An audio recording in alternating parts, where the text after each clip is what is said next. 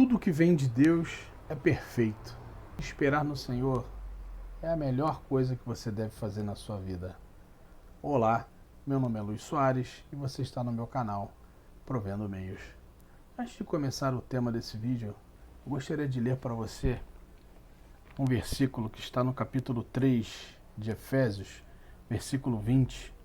Já deve ser conhecido de muita gente, mas às vezes a gente não decora, né, onde está escrito, né?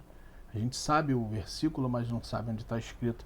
Então vou ler para você rapidamente Efésios 3, versículo 20. Ora, aquele que é poderoso para fazer infinitamente mais do que tudo quanto pedimos ou pensamos, conforme o seu poder que opera em nós. Palavra linda, né? Mais do que pedimos ou pensamos. Esse texto não se refere apenas às coisas espirituais. Ele se refere também às coisas materiais. Eu tenho sempre que fechar aqui, pessoal. E eu esqueço de fechar. Por conta do barulho. Pronto. E não é só das coisas espirituais que a gente está falando.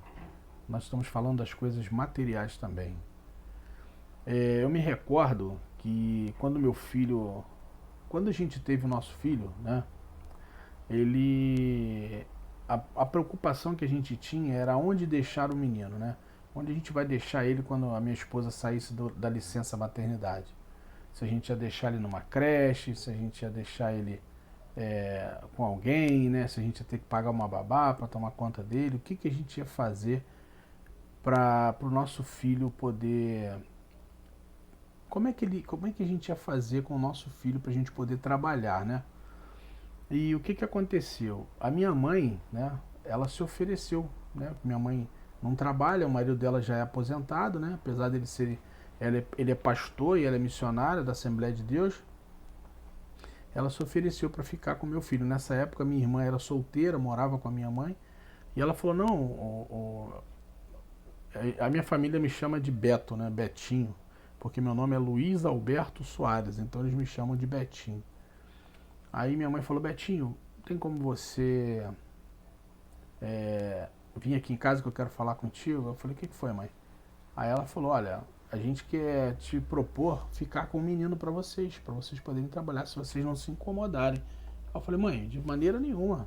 A senhora ficar com meu filho para mim vai ser uma coisa ótima, né? Poxa, não sei como agradecer a senhora, né?" E ali foi uma coisa muito boa que aconteceu na minha vida, na vida do meu filho também, porque minha mãe ensinou a palavra de Deus para meu filho, né? Levava ele para a igreja enquanto a gente estava trabalhando. Meu filho foi criado literalmente dentro da igreja. O meu filho, às sextas-feiras, quando minha mãe dirige o culto de oração às sextas-feiras, né, durante o dia, o meu filho ficava lá, ela forrava o chão, botava lá ele sentadinho, e ele ficava ali o culto, né, as irmãs orando, os irmãos orando, e meu filho ficava sentadinho ali prestando atenção no culto.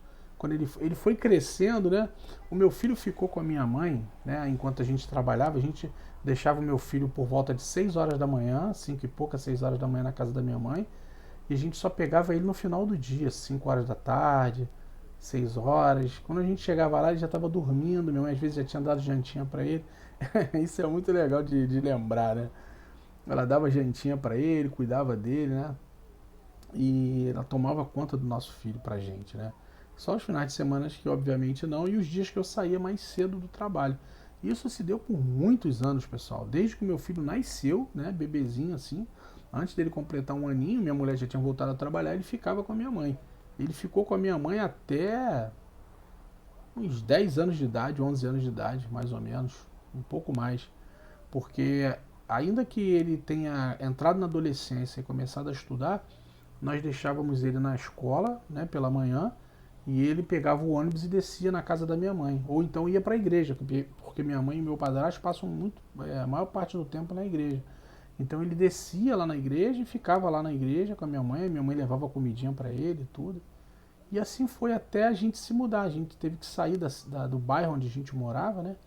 E eu fui morar num próprio nacional. O que é um próprio nacional? O próprio nacional é um imóvel que a União empresta para os militares, né, para eles morarem durante o tempo que eles quiserem, até Quer dizer, durante o tempo que eles forem trabalhar até a aposentadoria, a gente fica ali ocupando esse imóvel. Então a gente mudou, nós nos mudamos para lá quando meu filho tinha mais ou menos 11 anos, 12 anos, mais ou menos 10, 11 anos, 12 anos. A gente se mudou para esse endereço. Né? A gente acabou mudando e ficamos longe da minha mãe. Né?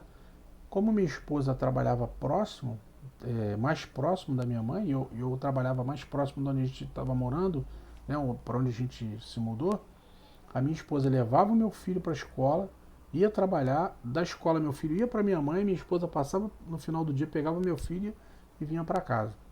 Só que tinha, às sextas-feiras, alguns quartéis, eles têm um regime de meio expediente. E durante o meio expediente, a gente sai meio-dia, né? Quem entra às 8 da manhã sai ao meio-dia. Às vezes entra 1 e sai às 5, ou entra às 8 e sai meio-dia. E esse dia eu tinha saído meio-dia, era verão, estava quente. Eu tinha que resolver algumas coisas, né? E resolvi algumas coisas que eu precisava resolver e fui para minha mãe pegar meu filho. Aí cheguei lá por volta de umas 3 horas da tarde. Antes de ir para minha mãe, eu passei na padaria para comprar um pãozinho quentinho para tomar um café na casa da minha mãe e aproveitei para comprar picolé, né? Aí eu pedi para colocar mais ou menos uma meia dúzia de picolé de uva, meia dúzia de picolés de uva num saquinho, né? E pedi para o rapaz colocar para mim para eu levar.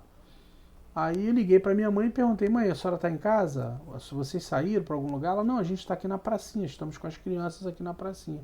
Aí estava minha mãe, meu padrasto, o meu filho e os dois filhos dos filhos do meu padrasto, né? Os netos do meu padrasto, os outros netos do meu padrasto, que é a Aline e o Gabriel. Aí estava o meu filho, a Aline e o Gabriel, juntamente com a minha mãe e meu padrasto, na pracinha brincando, as crianças brincando. E quando eu cheguei lá para entregar o picolé para as crianças, gente, estavam com as bochechinhas rosadas de tanto brincar, né? Apesar de estar a praça ter bastante árvores, estar bem fresquinho com a sombra, estava quente por causa do sol, né? Esse dia era um dia de verão, uma tarde de verão, e eu cheguei lá com esses picolés sem eles saberem. Quando eu pedi para que eles viessem para perto de mim, gente, eu trouxe um negócio para meu filho, correu para me abraçar e tudo, as crianças vieram falar comigo, né? E eu tirei da sacola um picolé para cada um. Gente, vocês não têm noção de como Deus falou comigo por causa desse picolé dessas crianças que eu levei para essas crianças. Enquanto eles estavam, a gente estava sentado ali no banquinho da praça, se saboreando, meu padrasto, minha mãe, eu e as crianças, nos saboreando com aquele picolé, veio na minha mente o seguinte: que Deus faz infinitamente mais do que pedimos ou pensamos. Aquelas crianças não tinham ideia de que eles iam ganhar um picolé.